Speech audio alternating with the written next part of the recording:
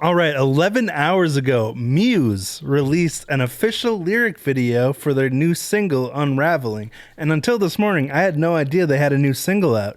I see now that there was a live version played, and people have been able to hear the live version of the song. But I think this is the first day that the official studio audio has been released. So I'm super excited to hear this.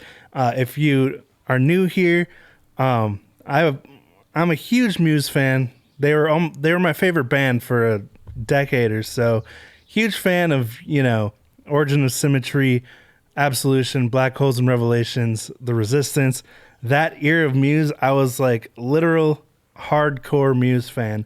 But I kind of fell off around Second Law and Drones and stuff like that. I mean, I still enjoyed listening to some of them, but I just never really came back to them, never got as hardcore obsessed as I did with the older music. Showbiz as well. I love Showbiz.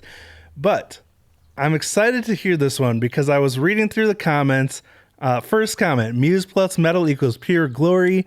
Someone else mentioned so many people saying, OMG, old Muse is back, while this track is literally the pinnacle of every style they've explored, including Simulation Theory. I forgot about that one even. Which I did bop to that one for a while, but again, I just haven't come back to it. But that's the thing I love about Muse, is how they explore so many different genres and styles. That's what I loved about Black Holes and Revelations, and why it's probably my favorite album, is because they did experiment with so many different styles and sounds on that album that were new to them, and that they always consistently keep experimenting, and they're not scared to stay in their little bubble. So, all that said, man, I've been yapping for a while. 2 minutes in. Anyway, let's check out this song. This is Unravelling by Muse.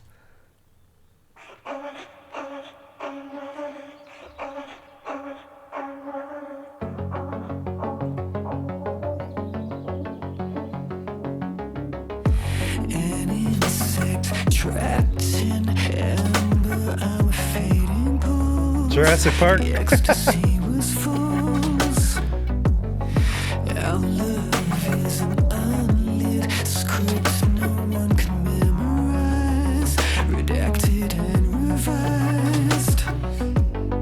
I'll let this search you, and I will try to play along. Some strong Madness vibes I'm getting. An insect trapped in amber, I'm a static hum, no longer happy dumb.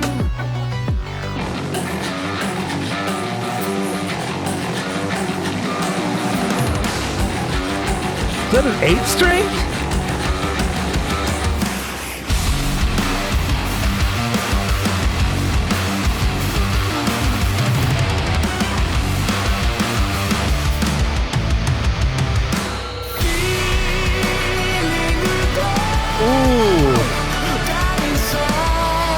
Yeah.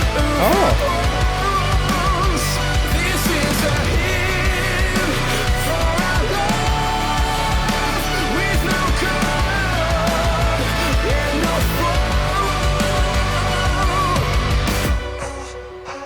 Ooh. I love the way Dom shifted up the rhythm when it went into that chorus there, going into that what is that? Like a triplet feel on the kick almost, and then back to this forward, but then it goes, oh wait, I didn't go back far enough.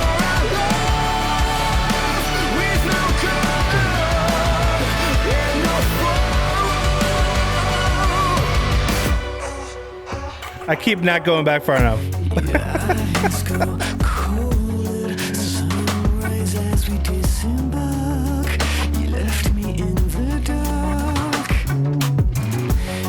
Cool bass. The low pass filter.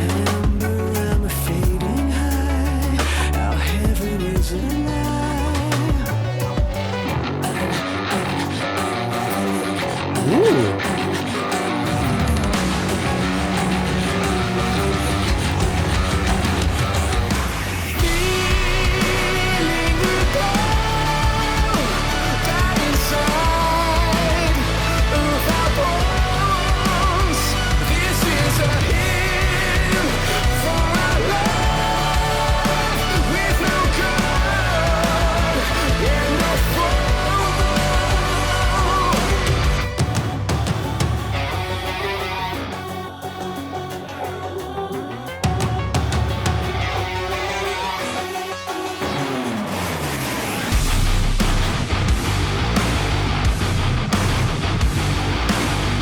nasty.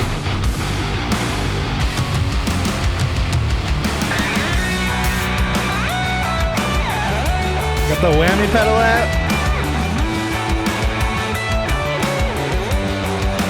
Ooh. Dude, Chris's bass line right there.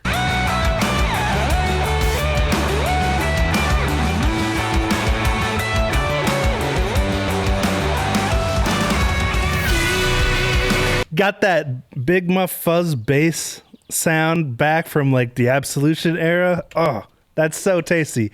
And I know it's like almost a guitar solo part, the cool whammy stuff that Matt's doing, but that bass, oh, so tasty.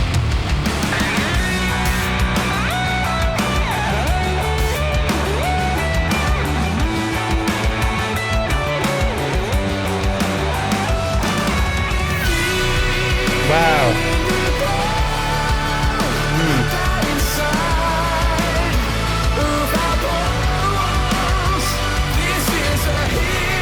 This is the time shift I was talking about earlier.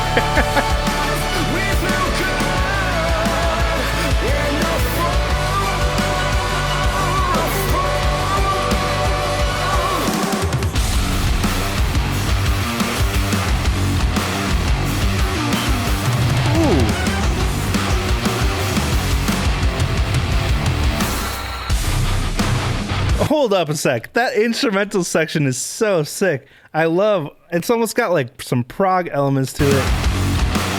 Hold on, I gotta back it up a little more. Right here.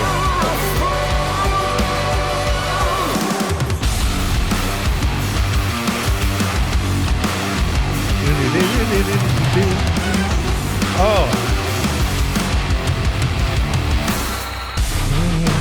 I gotta know what scale this is in because it's got a little bit of flavor to it that doesn't feel, I mean, obviously Muse is always playing around with different scales that don't really fit into the major minor scale system, which gives them unique flavors, but I gotta figure out this riff real quick. Give me a second here. Okay, so it sounds like the riff is going something like...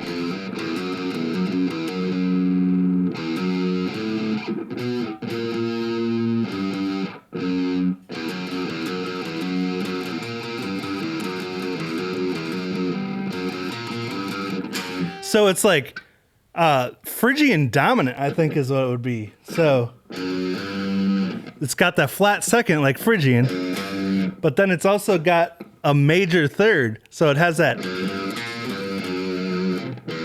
but then it has the flat seven.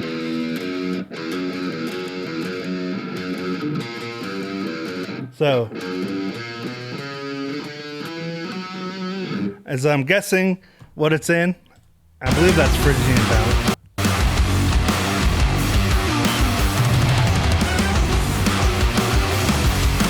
Oh yeah.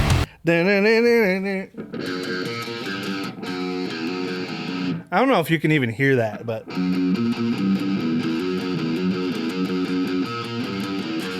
so tasty though. That explains why it has a really interesting sound. That Phrygian, that interval that's in the Phrygian dominant. With the, you have that whole half step jump.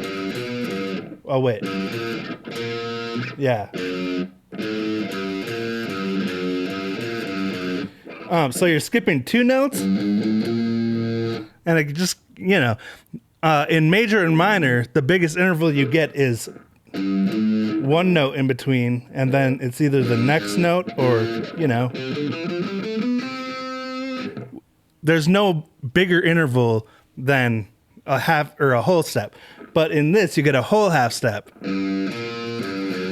Anyway, that's why it has a different flavor. Sorry again for all the yapping, but I'm such a music nerd, and I love to know why stuff has a unique flavor. So there you go.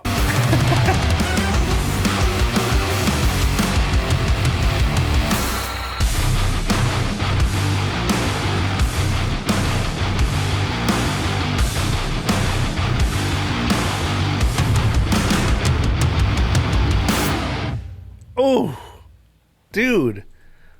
Okay. That is so thick. That is an 8-string. Holy buckets, dude, right? Or is it 7? I literally cannot, my eyes cannot count all those strings. But I think it's an 8 string, which is why it's so insanely thick, dude. I remember when Second Law came out, Supremacy, and he started playing on a 7 string for that song. And I was like, I gotta get a 7 string. So naturally, I just bought one this year, like 10 years late, but I finally caught up. And now he gets an 8 string. Anyway, I don't know if I'll be able to cover this anytime soon, but that was super fun. Love that. So thick. And that like whammy bar or whatever it is, the, pitch shift out at the end. That's super cool. Probably just did a nosedive, like, like that. Except, he's on a much lower string, so it sounds way thicker than that. But super cool Muse song. I really enjoyed that. And again, sorry for yapping so much about the scales and stuff, but I find it really interesting when music goes outside of the regular major minor scale system with those intervals, because if you don't know, like a ton of modes and stuff, they all fit into the major scale, like just depending on which note you're starting from. You got your your regular C major, then you have Dorian and regular Phrygian, all those modes, but Phrygian dominant is outside of those modes of C major because it has different intervals than C major does. So that's why it has such a cool flavor to it. And I just think that's so interesting. So sorry about all that nerd talk. But again, super excited to see Muse coming out with new music still. Yeah. Thank you for joining me on this reaction. Hope you enjoyed it. And I'll talk to you later.